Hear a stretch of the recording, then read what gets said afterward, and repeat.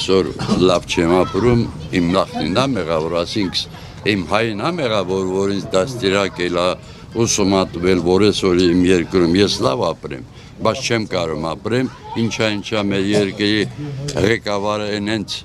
փիլիսոփայական բաներ անում, կրթությունը նորաձև է, հագնելը նորաձև է, հեծանիվ քշելը նորաձև է, հաց ուտելը նորաձև է, մարդ իր տանը, որ պիտի հաց ուտի, պիտի Փաշինյանից նորաձևության մասին բան հարցնի, որ հաց ուտի, էտա բանը, էտա մեր երկրի, ես իմ չգիտեմ, պայքարած, ազատագրած,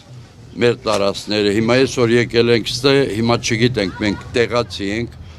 փախստական ենք, ոչ մի կարգավիճակ էլ չունենք, ոչ մեկ է բադը, լավ ղեկավարս ասե, տանգինը մի սենյակի 50,000, 260, 370, դու են սեփականատիրոջ ասում ես, ամենաբարձր կինը